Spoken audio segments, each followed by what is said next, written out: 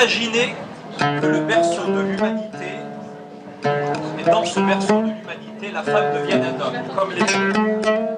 Ne croyez pas que je suce encore mon pouce. Je parle bien d'un homme avec un grand H, pour qu'il n'y ait plus de taches sur les nombreuses pages de l'histoire avec un petit H. De quoi enterrer une bonne fois pour toutes la hache qui naguère menaçait toutes celles qui osaient sortir de la case dans laquelle on les avait.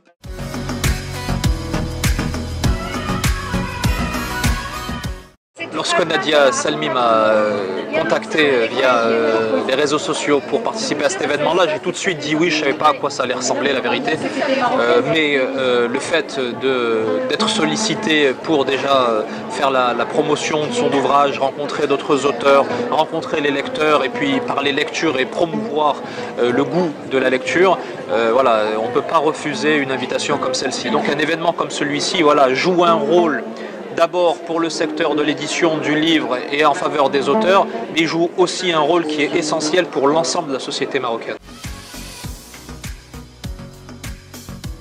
Imaginez, c'était vrai, en train de vivre sa vie. Là, ça fait 8 mois à peu près que le bouquin est sorti. Il continue pendant toute l'année de 2017 à vivre. Et puis en 2018, il y aura un tome 2 qui viendra remplacer ou s'ajouter au tome 1 avec pareil le même esprit en termes d'écriture, d'imaginer si c'était vrai. Et une variante que je vous donne en exclusivité, j'en ai encore parlé à personne, c'est que dans le prochain tome, dans le tome 2 d'Imaginer c'était vrai, il y aura surtout une dominante de portraits. Donc ça sera des chroniques autour de personnages réels, fictifs, connus ou inconnus, marocains ou étrangers, que je croque à travers mon écriture.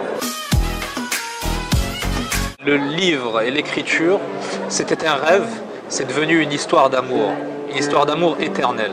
Et écrire, quand on y prend goût, surtout quand on matérialise son manuscrit en faisant un livre, un objet comme ça, et qu'on le voit naître vraiment comme une naissance d'un enfant, ben on n'a qu'une seule envie, c'est de recommencer.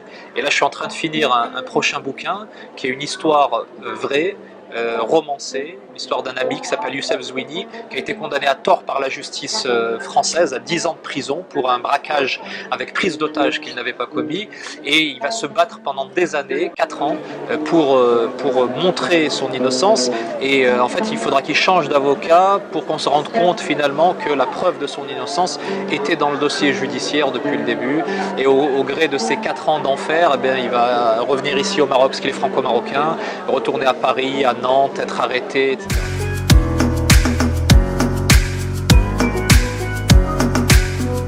J'ai absolument pas cette prétention-là. C'est vrai que le fait que j'ai quand même 11 ans de télévision, que ça fait 11 ans que je rentre dans le salon des Marocains, ça facilite les choses. Le fait que ma tête soit sur le bouquin, ça facilite aussi les choses. Mais ça ne suffit pas. C'est-à-dire que là où je suis très content de l'engouement qu'il y a eu autour de ce livre, c'est que il y a eu un premier buzz, mais les gens le réclament, en redemandent, le lisent et le relisent et m'en parlent encore.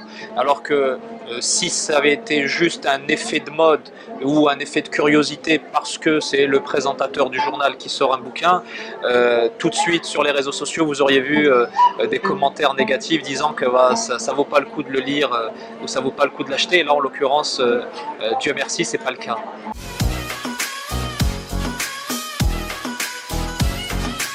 Je suis sorti de la télévision pour aller à la radio, j'ai fait ces chroniques, je suis sorti de la radio pour être sur la couverture d'un bouquin, et là je suis sorti de la couverture du bouquin pour aller sur scène, et peut-être qu'il y aura autre chose à l'avenir, on verra, Inch'Allah.